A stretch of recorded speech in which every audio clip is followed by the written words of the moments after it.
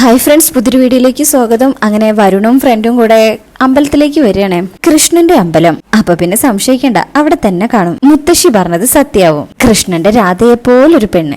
ചിലപ്പോ കാണുമ്പോഴേ കൃഷ്ണനും പുറകെ ഉണ്ടാവും. അങ്ങനെ ഇവര് അതും പറഞ്ഞ് നടക്കുന്ന സമയത്തായിരിക്കും രാധിക മറ്റൊരു വഴിക്ക് അങ്ങോട്ട് വരുന്നത്. ഇവരിങ്ങനെ നടന്നു വരുന്ന സമയത്ത് എന്തോ കമ്പ് തറച്ച് നമ്മുടെ ബൈജുവിന്റെ കാലിനൊന്നും കൊള്ളുന്നുണ്ട്. അയ്യോ എന്റെ കാലെന്ന് പറഞ്ഞ് അവിടെ നിൽക്കുക. വരുണൊന്ന് ജസ്റ്റ് നോക്കിയതിനു ശേഷം ക്ഷേത്രത്തിലേക്ക് പോവാണ്. അപ്പൊ ഒരു ചേച്ചി പറയും, മോനെ അമ്പലത്തിലേക്കാണെങ്കിൽ വേഗം ചെന്നോളൂ, നട അടയ്ക്കാൻ ടൈമായി. അങ്ങനെ വരുൺ അങ്ങോട്ട് പോവാണ്. ഇതേ സമയം രാധിക ക്ഷേത്രത്തിൽ എത്തിയിട്ടുണ്ട്. പുറത്തുനിന്ന് ഇങ്ങനെ പ്രാർത്ഥിക്കുന്നതാണ് വരുൺ കാണുന്നത്. രാധികയെ കണ്ടതും കണ്ണെടുക്കാണ്ടേ അങ്ങ് നോക്കി നിൽക്ക. ഡാൻസ് കളിച്ചതൊക്കെ ഇങ്ങനെ ആലോചിച്ച് നിൽക്ക. എന്നാ ബൈജുവിനെ നോക്കുമ്പോ ബൈജു കാലിൽ അത് തട്ടിയത് കാരണം അപ്പുറത്തെ സൈഡിലാണ് ഇരിക്കുക. ഇതേ സമയം ക്ഷേത്രനട അടച്ച് തിരുമേനി പുറത്തേക്ക് വരിക. രാധിക അവിടെ നിന്ന് ഇങ്ങനെ വീണ്ടും പ്രാർത്ഥിക്കാൻ തുടങ്ങുക. ഈ സമയം വരുൺ വേഗം, ബിജു ഞാൻ പറഞ്ഞില്ലേ ദാ അവിടെ നിൽപ്പുണ്ട്, എവിടെ, നീ വേഗം വാ എന്ന് പറഞ്ഞു കൂട്ടിക്കൊണ്ടു പോയി. അവിടെ ചെന്ന് നോക്കുമ്പോ അവിടെ രാധികയെ കാണുന്നില്ല. ബൈജുക്കും എവിടെ, ദാ അവിടെ ഉണ്ടായിരുന്നു, ആൾക്കൂട്ടത്തിൽ എവിടെയെങ്കിലും കാണും, നീ വന്നേ, കൂട്ടിക്കൊണ്ടു പോവാ. ഇശോ നാലും എവിടെ പോയി? ബൈജു പറയും അപ്രത്യക്ഷമായി കാണും, അവർക്ക് അതിനൊക്കെയുള്ള കഴിവുള്ളതല്ലേ. വരുൺ പറയും മിണ്ടാതിരിക്കടാ, ഇവിടെ എവിടെയോ ഉണ്ട് എന്ന് പറഞ്ഞ് ക്ഷേത്രത്തിന്റെ സൈഡിലൊക്കെ പോയി നോക്കുന്നുണ്ടെങ്കിലും രാധികയെ കാണുന്നില്ല. ബൈജു പറയും ഒരു കാര്യം ചെയ്യ്, പോയി തപ്പി പിടിക്കുക, എനിക്ക് കാല് ഭയങ്കര വേദന, അതാ വരാത്തത്, എന്റെ കാലിന് വല്ലതും പറ്റിയാലേ ഒരു രാധയും വരില്ല എന്നും പറഞ്ഞുകൊണ്ടാ പോകുന്നത്. അങ്ങനെ വരുൺ വീണ്ടും ക്ഷേത്രത്തിന്റെ ഉള്ളിലേക്കൊക്കെ ഇങ്ങനെ നോക്കുവാണേ. അപ്പോഴായിരിക്കും ഹലോ എന്ന് പറഞ്ഞു വിളിച്ച് രാധിക അങ്ങോട്ട് വരുന്നത്. രാധികയെ കാണുമ്പോ വരുൺ ആകെ സന്തോഷത്തിലാവാ. രാധികയ്ക്കും എന്തായി കാണിക്കുന്നേ? ക്ഷേത്രം അടച്ചു കഴിഞ്ഞാല് വാതിൽ തൊട്ടൂടാ, അങ്ങനെ ഇവിടുത്തെ ആചാരം, മനസ്സിലായോ? വരുൺ അപ്പോഴും രാധികയെ കണ്ട സന്തോഷത്തിൽ ഇങ്ങനെ നിന്ന് ചിരിക്കുക. അല്ല താനല്ലേ ഇന്നലെ അവിടെ ഡാൻസ്? രാധികയ്ക്കും ആ ഇന്നലെ ഫോട്ടോ എടുത്ത ആളല്ലേ? വരുൺ പറയും അതെ. രാധികയ്ക്കും ഇവിടെ എന്താ, എവിടെയും പെൺകുട്ടികളുടെ ഫോട്ടോ എടുക്കാൻ വന്നതാ? അല്ലല്ല, തെരഞ്ഞു വന്നതാ. ആരെ? വരുൺ പറയും പേരെന്താ? രാധിക പറയും തെരഞ്ഞു വന്നതല്ലേ, പേരും തെരഞ്ഞു തന്നെ കണ്ടുപിടിച്ചോ എന്ന് പറഞ്ഞൊരു കുറുമ്പ് കാണിച്ച് മുഖത്തോടു കൂടി രാധിക ആയിരുന്നു പോവാ. ഏയ് ഹലോ എന്നൊക്കെ വരുൺ ഇങ്ങനെ വിളിക്കുന്നുണ്ടെങ്കിലും തിരിഞ്ഞു നോക്കിയോണ്ട് രാധിക പോവും. അപ്പോഴേക്കും വരുൺ ബൈജുവിന്റെ അടുത്തേക്ക് ഓടി വന്നേക്കും. ഡാ നീ കണ്ടോ? ഇല്ലടാ, അതുകൊണ്ടല്ലേ കാലില് തട്ടിയത്. അതല്ലടാ ഞാൻ പറഞ്ഞ പെൺകുട്ടി ഇപ്പൊ കണ്ടോന്ന്. അയ്യോ ഞാൻ കണ്ടില്ലല്ലോ. വരുൺ പറയും ദാ ഞാൻ ഇത്രയും സമയം അവളോട് അവിടെ നിന്ന് സംസാരിക്കായിരുന്നു, നീ പിന്നെ എവിടെ നോക്കി നിൽക്കായിരുന്നു? സത്യടാ. ബൈജറിയും ഓ പകൽക്കിനാവാണല്ലേ. വരുൺ ഒറ്റ വീക്ക് വെച്ച് കൊടുക്കാൻ തോന്നുന്നുണ്ട്, നിന്നോട് പറഞ്ഞിട്ട് കാര്യമില്ല, സത്യം ഇതാണ് അവളുടെ നാട്, അപ്പൊ ഇനി ഇവിടെ വന്നാ അവളെ കാണാം എന്ന് പറഞ്ഞ രാധിക പോയതൊക്കെ ഇങ്ങനെ ആലോചിക്കാം. പേര് തെരഞ്ഞു കണ്ടുപിടിക്കണം അല്ലേ? ഓക്കെ അങ്ങനെ തന്നെ ആയിക്കോട്ടെ എന്നൊക്കെ ഇങ്ങനെ വരുൺ മനസ്സിൽ വിചാരിക്കുന്നുണ്ട്. ശേഷം പിന്നീട് കാണിക്കുന്നത് രാത്രിയായി തുടങ്ങിയിട്ടുണ്ട്. ദേവനാരായണൻ അവിടെ വീട്ടില് പ്രിയനെ കാത്തിരിക്കുകയാണ്. അങ്ങനെ പ്രിയ കോളേജ് കഴിഞ്ഞ് വരിക. എല്ലാവരുടെയും മുഖം കാണുമ്പോ പ്രിയക്കും എന്താ അമ്മേ, എന്തു പറ്റി മുത്തശ്ശി, ചേച്ചി ഇവിടെ എന്ന് പറഞ്ഞ അകത്ത് പോവാൻ നിൽക്കുമ്പോ അച്ഛൻ പറയും നിക്ക്, എന്നാ നിന്റെ സിനിമ തുടങ്ങുന്നത്? ഇന്നൊരു കൂട്ടർ ഫോണിൽ വിളിച്ചിരുന്നു, നീ അവരുടെ അടുത്ത് ചെന്നിരുന്നു എന്നും എന്തിനൊക്കെയോ പങ്കെടുത്തു എന്നും പറഞ്ഞു, സത്യാണോന്ന്? പ്രിയ ആകെ പേടിക്കും. യശോദാമ്മയും ചോദിക്കും, ഡി അച്ഛൻ ചോദിച്ച കേട്ടില്ലേ, ക്ലാസ്സിനെന്ന് പറഞ്ഞ് നീ ഇവിടുന്ന് പോയിട്ട് സിനിമാക്കാരുടെ പിന്നാലെ ചുറ്റിക്കറങ്ങാണോ? പ്രിയ ആകെ പേടിക്കും. അത് പിന്നെ കൂട്ടുകാരികളൊക്കെ ഫോട്ടോ അയച്ചപ്പോ ഞാനും അയച്ചു, അവര് നിർബന്ധിച്ചോണ്ടാ. അച്ഛൻ ചോദിക്കും, കൂട്ടുകാരികൾ നിർബന്ധിച്ചാ നീ എന്തും ചെയ്യോ? അവർ കിണറിൽ ചാടാൻ പറഞ്ഞാ നീ ചാടോ? പ്രിയ പറയും അച്ഛൻ എന്തിനാ ഇങ്ങനെ ദേഷ്യപ്പെടുന്നത്, ഇതൊരു നല്ല കാര്യല്ലേ? അച്ഛന് ദേഷ്യം വരും. അമ്മ പറയും ഡി എന്ത് നല്ല കാര്യം, നീ വേഷം കെട്ടി നടന്ന അച്ഛനോട് ആൾക്കാർ എന്താ ചോദിക്കുക? സ്വന്തം കുടുംബത്തിന്റെ മാനത്തിന് നീ എന്തെങ്കിലും വില കൽപ്പിച്ചിട്ടുണ്ടോ? പ്രിയ പറയും എനിക്കിതിലൊരു തെറ്റും തോന്നിയിട്ടില്ല, ഒരടി വെച്ച് എന്നാലുണ്ടല്ലോ എന്ന് പറഞ്ഞ് കൈ വാങ്ങുമ്പോഴേക്കും അച്ഛാ വേണ്ട എന്ന് പറഞ്ഞ് രാധിക അങ്ങോട്ട് വരിക. മുത്തശ്ശി പറയും ഹോ അപ്പൊ ഇതിനൊക്കെ വളം വെച്ച് കൊടുക്കുന്നത് നീയാ, അത് പറ. അച്ഛൻ പറയും അമ്മ എന്ന് വാ അടയ്ക്കുന്നുണ്ടോ? ഇടി വെട്ടിയാലും മഴ പെയ്താലും അതിന്റെയൊക്കെ കുറ്റം എന്റെ രാധികമ്മോളുടെ തലയിൽ വെക്കണ്ട, തെറ്റ് ചെയ്തവരെ കൺമുന്നിൽ നിൽക്കുന്നുണ്ട്, അവളോട് എന്തെങ്കിലും പറയാനുണ്ടോ? അച്ഛൻ പറയും എങ്കിൽ ഞാൻ പറയാം, ഇവളിനി ഈ വീട്ടിൽ നിന്ന് പുറത്തിറങ്ങണ്ട, നാളെ മുതൽ ക്ലാസ്സിനും പോണ്ട. എല്ലാരും ഞെട്ടും. പ്രിയ പറയും എനിക്കതിന് പറ്റില്ല. അച്ഛൻ പറയും പറ്റും, ഈ വീട്ടിൽ ജീവിക്കാൻ ഉദ്ദേശിക്കുന്നെങ്കിൽ ഞാൻ പറയുന്നത് അനുസരിച്ചേ പറ്റൂ. യശോദ കേട്ടല്ലോ, ഇതെന്റെ തീരുമാന, അത് മറികടന്ന് ഇവള് പുറത്തു പോയാൽ അതെന്നേക്കായിട്ടുള്ള പോക്കാ, മനസ്സിലായോ? പ്രിയക്ക് ഇത് കേൾക്കുമ്പോ ദേഷ്യം വരണേ.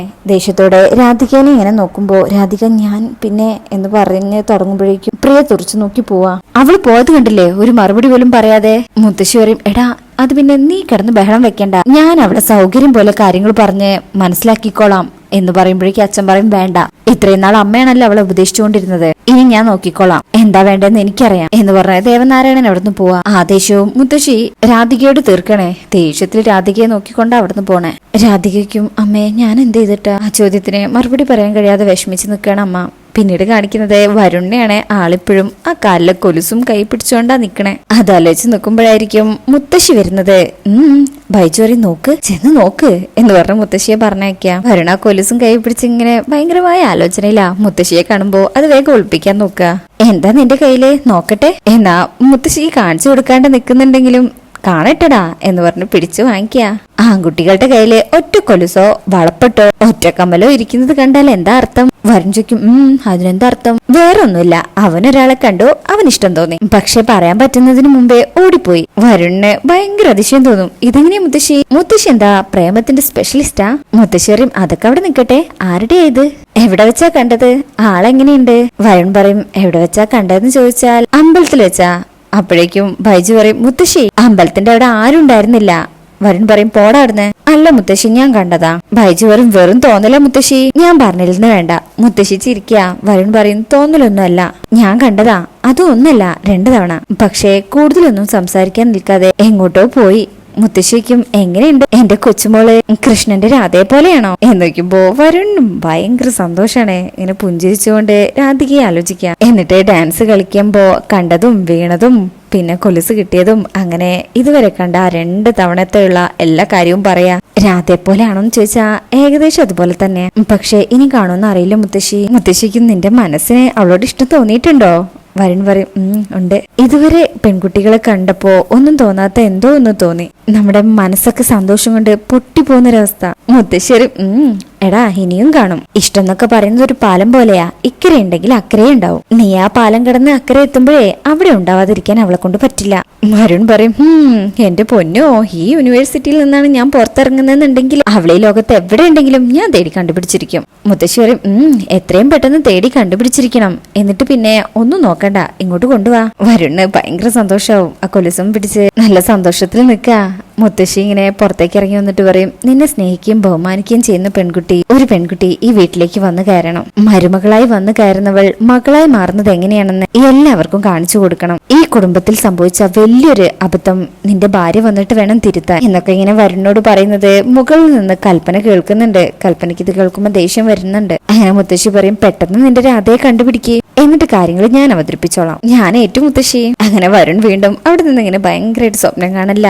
എന്നാൽ ഇതേ സമയം ഈ പറഞ്ഞതൊക്കെ കേട്ടതിന് ശേഷം കൽപ്പന അവിടുന്ന് പോവാ. നേരെ സൂര്യയുടെ റൂമിലേക്കാ പോകുന്നത്. സൂര്യൻ ആർക്കൊരു ശല്യം ചെയ്യാന്റെ ബുക്ക് എന്തോ വായിച്ചുകൊണ്ടിരിക്കുമ്പോഴാ ആള് വരുന്നത്. വന്ന ദേഷ്യത്തില് അവിടെ ആ മേശയുടെ മുകളിലുണ്ടായിരുന്ന എല്ലാം തട്ടിത്തെറിപ്പിച്ച് ഇരിക്കുമ്പോ സൂര്യൻ ചോദിക്കും, എന്തു പറ്റിയിടോ? ഈ കുടുംബത്തിലുള്ളവർ മുഴുവനെ വലിയൊരു അബദ്ധം തിരുത്താൻ ശ്രമിക്കുക. എന്താ അബദ്ധം എന്നറിയോ? ഞാൻ ഇളയ മരുമകളെ കാത്തിരിക്കുക, എല്ലാരും എന്നെക്കാളും മികച്ചവളാണെന്ന് തെളിയിക്കാൻ. സൂര്യ പറയും, ആരെങ്കിലും എന്തെങ്കിലും പറഞ്ഞാ താൻ അത് കാര്യാക്കുന്ന എന്തിനാ? കൽപ്പനയ്ക്കും, ഞാനെന്താ മനുഷ്യക്കൂട്ടത്ത് പറഞ്ഞതല്ലേ, എവിടെന്നെങ്കിലും ഒരുത്തിയെ കെട്ടിക്കൊണ്ട് വരട്ടെ, അപ്പോഴേ ഇവിടെ ഉള്ളവർക്കെല്ലാം മനസ്സിലാവും. നിങ്ങൾ ഇരിക്കുന്ന ഇരിപ്പൊന്നും ഇരിക്കണ്ട. ഒരു 10 ദിവസം പനിച്ചെഴുന്നേൽക്കാതെ കിടന്നാ പോലും വന്നവൾമാര് തിരിച്ചു പോവും. ഇപ്പോഴത്തെ പെൺകുട്ടികളുടെ സ്വഭാവം അതാ. സൂര്യ പറയും, കൽപ്പന തന്നെ വേദനിപ്പിക്കുന്ന കാര്യങ്ങൾ ആരെങ്കിലും പറഞ്ഞിട്ടുണ്ടെങ്കിൽ അവർക്ക് വേണ്ടി ഞാൻ മാപ്പ് ചോദിക്കാം. കൽപ്പന പുച്ഛത്തിൽ പറയും, നിങ്ങളുടെ മാപ്പ് ആർക്ക് വേണം? എന്റെ ഫ്രണ്ട്സ്, എന്റെ റിലേറ്റീവ്സ് അവരൊക്കെ 100 തവണ എന്നോട് ചോദിച്ചതാ, വിട്ടേച്ചു പോന്നൂടെ? ശേഷിയില്ലാത്തവനെ കൊണ്ട് എത്ര നാളിങ്ങനെ മുന്നോട്ട് പോകാൻ പറ്റുന്ന്, എത്ര നാൾ നടക്കാൻ പറ്റുന്ന്? അതെങ്ങനെയാ? 2 കുടുംബത്തിന്റെയും അഭിമാനം കൂട്ടിക്കുഴച്ച് ഒരു കരാറ് തന്നെ ഉണ്ടാക്കിയിട്ടുണ്ടല്ലോ, എന്നെ ഇതിനുള്ളിൽ അടച്ചിട്ടോളാന്ന്. ചുമട്ടു കൂലി പോലും ഇല്ലാതെ ഒരായുസ് മുഴുവൻ പണിയെടുക്കുന്ന ഒറ്റൊരുത്തി ഈ ലോകത്തുണ്ടാവും. അതായി ഞാൻ എന്നൊക്കെ ഇങ്ങനെ ദേഷ്യത്തിൽ മനസ്സ് വേദനിപ്പിക്കുന്ന രീതിയിൽ പറഞ്ഞുകൊണ്ട് കൽപ്പന അവിടുന്ന് പോവാ. ഇത് പറഞ്ഞ് പുറത്തിറങ്ങുമ്പോ വരുൺ ഉണ്ടാവും അവിടെ. എല്ലാം വരുൺ കേട്ടിട്ടുണ്ട്. വരുൺ, നീ എന്താ അവിടെ നിന്ന്? കേറി വാ. അപ്പോഴാണ് സൂര്യനും വരുൺ പുറത്തുള്ളത് മനസ്സിലാവുന്നത്. വരുൺ പറയും, ഇല്ല എന്ന് പറഞ്ഞ് പോകാൻ തുടങ്ങുമ്പോ, വരുൺ നീ എവിടെ നിക്ക്, നീ കേറി വന്നേ വാ എന്ന് പറഞ്ഞ് വരുണിന്റെ കൈ പിടിച്ച് അത്തേക്ക് കൂട്ടിക്കൊണ്ടുപോവാ. അപ്പോഴേക്ക് സൂര്യ താഴെയുള്ളതൊക്കെ പെറുക്കിയെടുക്കാൻ ശ്രമിക്കുന്നുണ്ട്. ഒരെണ്ണം ഇങ്ങനെ കയ്യിൽ മറച്ചു പിടിക്കാ. അങ്ങനെ കൽപ്പനയ്ക്കും, ഞങ്ങളുടെ റൂമിലേക്ക് കയറി വരാൻ നീ എന്തിനാടാ മടിക്കുന്നേ? അപ്പോ വരുണൊന്നും പറയുന്നില്ല. താഴേക്ക് ഇങ്ങനെ നോക്കുക. അവിടെ ബുക്കും എല്ലാം തട്ടിത്തെറിപ്പിച്ചിട്ടതാണല്ലോ. കൽപ്പനയും അത് അപ്പോഴാ ശ്രദ്ധിക്കണേ. സൂര്യ പറയും, എന്റെ കൈ തട്ടി താഴെ വീണതാ, കൽപ്പന അതൊന്ന് എടുത്തു വെച്ചേക്ക്. ആ എന്ന് പറഞ്ഞ് വരുണുള്ളത് കൊണ്ട് കൽപ്പന തന്നെ അതെല്ലാം പെറുക്കിയെടുക്കുക. സൂര്യ പറയും, ഞങ്ങൾ നിന്നെ കുറിച്ച് പറഞ്ഞുകൊണ്ടിരിക്കുകയായിരുന്നു. ഇത്തവണ ലീവ് കൂടുതലുള്ളതുകൊണ്ട് നമുക്ക് കാര്യമായിട്ട് എന്തെങ്കിലും പ്ലാൻ ചെയ്യണം എന്ന് പറയായിരുന്നു. ഈ സമയം കൽപ്പന സൂര്യയുടെ അടുത്ത് ചെന്ന് തോളിൽ കൈവച്ച് നിൽക്കുക. വരുണുള്ളതുകൊണ്ട്. അല്ലേ കൽപ്പന? ആ അതെ. ഈ അവസ്ഥയിലും ഏട്ടന്റെ മുഖം ഇത്രയ്ക്ക് തെളിഞ്ഞു നിൽക്കുന്നുണ്ടെങ്കിൽ അതിന്റെ കാരണം ഏട്ടത്തിയാ. ഏട്ടത്തി നല്ലൊരു ഭാഗ്യ അല്ലേ എന്ന് പറഞ്ഞ് കൽപ്പനയുടെ മുഖത്തേക്ക് നോക്കുക വരുൺ. കൽപ്പന പറയും ഞാനേ കുടിക്കാൻ എന്തേലും എടുത്തോണ്ട് വരാം എന്ന് പറഞ്ഞ നൈസായിട്ട് ഇടന്ന് പോവാ. വരുൺ ഇങ്ങനെ ദയനീയായിട്ട് സൂര്യനെ നോക്കുക. സൂര്യക്കും എന്താടാ? സൂര്യന്റെ മുഖമൊക്കെ കാണുമ്പോ വരുണ് വല്ലാത്തൊരു വിഷമം തോന്നാ. കൈ പിടിച്ചിങ്ങനെ നിൽക്കുമ്പോ സൂര്യൻ ചോദിക്കും എന്തു പറ്റി?